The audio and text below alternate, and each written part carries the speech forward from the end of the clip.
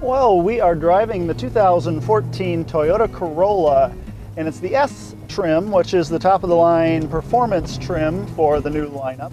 And before, the Corolla was forgettable to look at, forgettable to drive.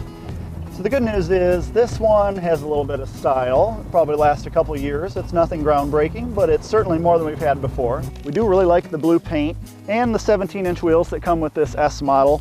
Other than that, though, the Corolla remains basic transportation. We're talking about cars that start well below $20,000, and this S model premium starts at $20,000 and some change.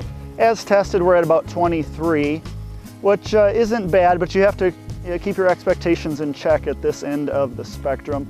Now, we are seeing pretty good competition in the way of interior materials and stuff. Toyota has bumped that up a bit for this generation, but they're not class leading here. Lots of hard plastics. We don't really care for the black finish on the dash. The molded attempt at trying to pass off the dash as being leather wrapped with some molded stitching is not very convincing in broad daylight. Those are not leather seats though, interestingly enough, but they're actually a pretty convincing substitute. We're okay with that. It's a Toyota special vinyl, but it looks pretty good for fake stuff. The car does have a very sizable trunk actually, and the rear seats fold down, so no problem at all putting long oversized objects in there. You do get a pretty good navigation system. Toyota has their Intune suite of apps here. You can get things like weather, also traffic updates, Pandora, satellite radio, all that stuff, and it's a touchscreen unit. It's pretty easy to navigate with a couple of hard buttons to jump around easily. And unfortunately, the radio that it's tied to, the actual stereo system, is just a 6-speaker system, and it's truly one of the worst that we've heard in a while. Just really no warmth or punch to it. Other things we've noticed is that the car remains pretty quiet, engine-wise especially, as long as you keep it south of about 4,500 RPM, which is where most sane people do their driving in cars like this. It's very quiet. Once you get past that, the engine is very thrashy and rough. However, handling-wise, it's still a mess. The car moves way too much on a suspension, and it just bobs and weaves around in the corners, so there's no real rewarding handling there.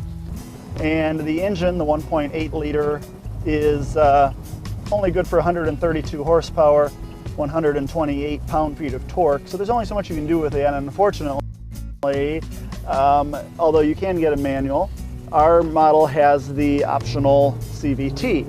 Now, there's good and bad here. We don't like CVTs. They just soften all of a car's dynamics, in our opinion.